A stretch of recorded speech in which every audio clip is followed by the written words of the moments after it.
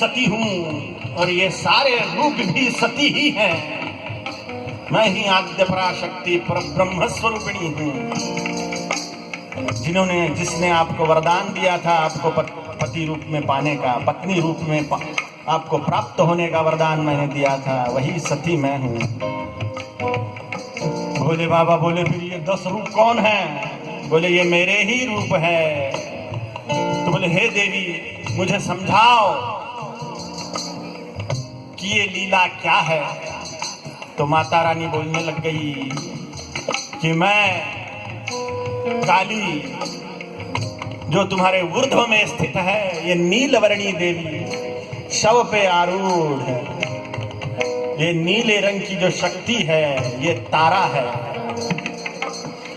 तुम्हारे दक्षिण भाग में जो है, जिसका सिर नहीं है, जिसने सिर काट के अपने हाथ में ले लिया है, और जिसमें से 3 धारा प्रवाहित हो रही है। एक वो खुद के मुख में ले रही है, दूसरी 2 धाराएं जया और विजया नाम की 2 सखियां पी रही हैं। ये रूप है छिन्नमस्ता। तुम्हारे वाम भाग में जो है, ये विधवा रूपिणी, ये है धूमावती। तुम्हारे पीछे जो है, वो है बगलामुखी।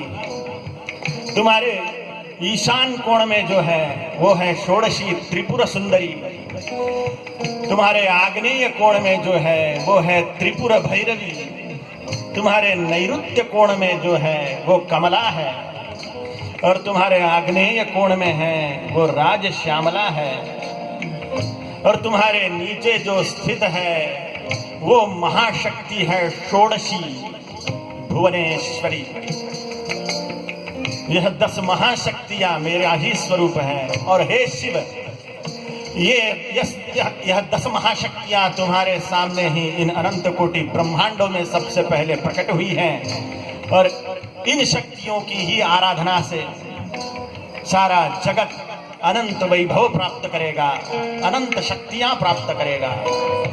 तंत्र की अधिष्ठात्री इन महाशक्तियों से ही महान तंत्र साधना करके लोग अपनी कुंडलिनी महाशक्ति को जगाकर शिव स्वरूप होंगे, मेरा साक्षात्कार करेंगे। मारण, मोहन, वशीकरण, उच्चाटन, स्तंभन इत्यादि महान तंत्रों के कर्म इन महाशक्ति से ही संपन्न होंगे, और इन शक्तियों के पूरे साधना का विधान तुम शिव सारे जगत को बताओगे। ये मेरा तुम्हें वरदान है। और हे शिव, अब मैं उस दक्ष के यज्ञ के विध्वंस के लिए जा रही हूं, जिसने तुम्हारा अपमान किया, उसका मैं नाश करूंगी। और अट्टहास कर दिया माई ने।